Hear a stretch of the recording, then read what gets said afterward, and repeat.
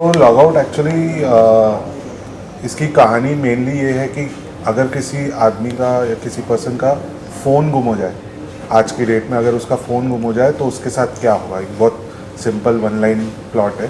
हमारे केस में वो कैरेक्टर जो बाबिल ने प्ले किया है प्रत्युष दुआ का है, जो कि एक सोशल मीडिया इन्फ्लुएंसर है। एक होता है ना कि आपके अंदर एक सेल्फ लव होता है, सेल्फ वर्थ होता है, और एक होता है एक्सटर्नल वैलिडेशन। कहाँ आप अपने सेल्फ लव को सैक्रिफाइस कर देते हो एक्सटर्नल वैलिडेशन के लिए, वो मेरे लिए बहुत बड़ा मुद्दा था। और मैंने अपने किरदार को उसी मोटिवेशन से निभाया है। सर, सोशल मीडिया दो धारी तलवार कहते हैं ना, डबल साइडेड सोर्ड को। दो धारी तलवार है। अगर आपकी ज़िंदगी आपके इमेज पे डिपेंड होने लग गई, जो आपने सोशल मीडिया के थ्रू क्रिएट की है, तो फिर वो क्या ही ज़िंदगी बची।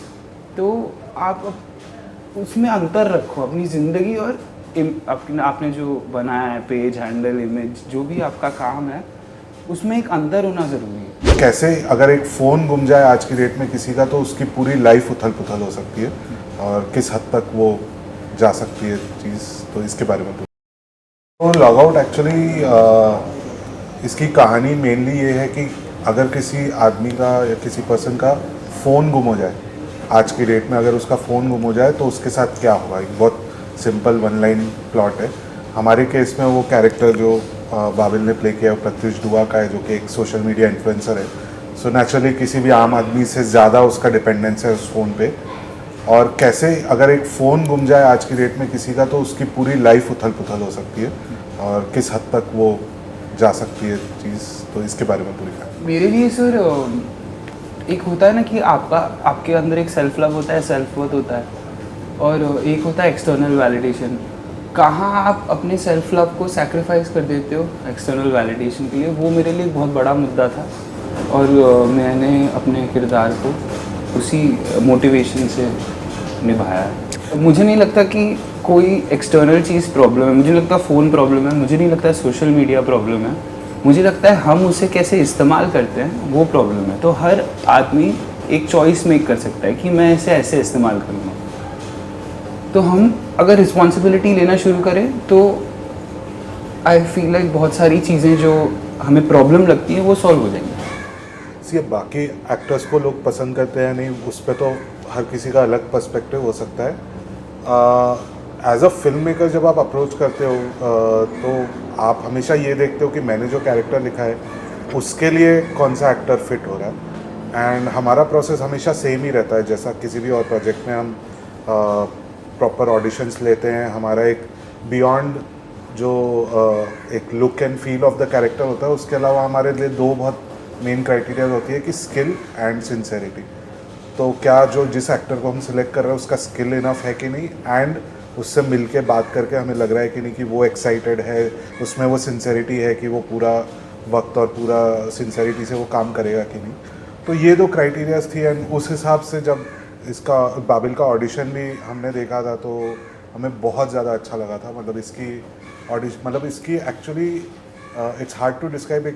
कई बार एक एक्टर की एक ऑफ बीट टाइमिंग होती है जो मतलब बहुत मुश्किल है किसी को भी डिस्क्राइब करना, वो थी। बट वो एक टैलेंट पार्ट हो गया। बट उसके अलावा जब मिले भी तो इसकी जो sincerity in terms of his excitement to work with the script, और जिस तरह से इसने बात की स्क्रिप्ट पढ़ के, तो वी वर वेरी श्योर कि हाँ he is the right choice for us. आपकी भी ऐसी कोई बकेट लिस्ट है? मुझे एक स्पोर्ट्स बायोपिक करनी है, मुझे एक रॉक स्टार प्ले करना है और हाँ, बस ये दो सपने हैं। अब पूरे होंगे कि नहीं वो तो ज़िंदगी के ऊपर है।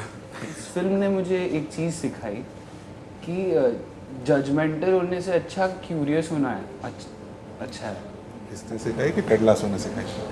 यार सर, मेरी पोल मत खोलो। आपकी ग्रेटनेस बढ़ा रहा हूँ आप। और बहुत अच्छी लगी। मतलब ये एक्चुअली राहुल मंत्री भी है। टेड लासो ने सिखाई। हाँ, ये तो अच्छा है। लेकिन हाँ, पर जजमेंटल होने से किसी ने भी सिखाई। जजमेंटल होने से अच्छा क्यूरियस होना है। तो अब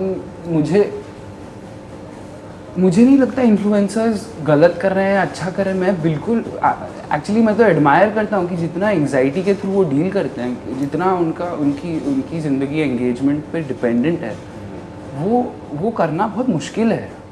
हम किसी चीज़ को जज करके बोल सकते हैं अरे ये, लेकिन जब आप इस कैरेक्टर के थ्रू जब मैं गुजरा तब मुझे समझ आया बाप रे बाप, हर वक्त स्विच ऑन रहना पड़ता है। अब वो बहुत मुश्किल काम है और मैं एडमायर करता हूँ। मैंने ऐसा बिल्कुल नहीं कहा कि कोई कुछ बुरा कर रहा है। आई थिंक जैसा बाबिल कह रहा था कि social media is part of our life, उससे हम उसको शट ऑफ नहीं कर सकते, ना ही उसमें कुछ खराबी है। ऐसा ये आज एक वैलिड करियर अपॉर्चुनिटी है बहुत सारे यंगस्टर्स के लिए, एंड उससे आप इनफैक्ट कई लोगों ने तो अपने लाइफ पार्टनर्स भी फ़ोन के थ्रू, एप्स के थ्रू चुने।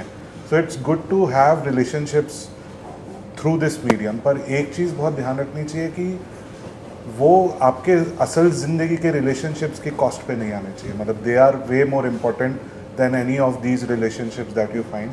सो ये बहुत ध्यान रखना है कि क्या हम उसकी प्राइस अपने असल रिलेशनशिप से तो पे नहीं कर रहे, और अगर कर रहे हैं तो it needs a relook for ever. और ये हर किसी की पर्सनल जर्नी होगी, ये अपने आप से ये पूछना। ये इन्होंने जो कहा मुझे बहुत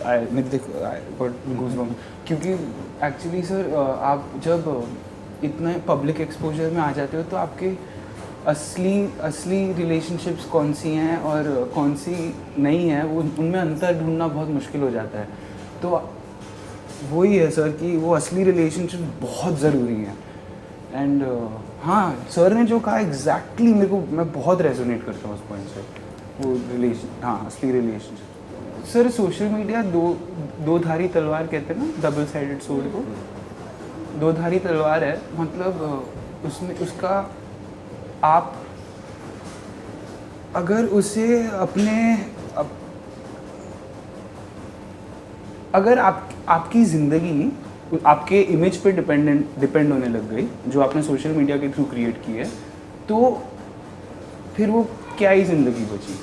तो आप उसमें अंतर रखो अपनी ज़िंदगी और आपने जो बनाया है पेज, हैंडल, इमेज, जो भी आपका काम है, उसमें एक अंतर होना ज़रूरी है। बहुत बहुत शुक्रिया हमारे साथ जुड़ने के लिए। Thank you so much for thank you very much. Thank you भाई।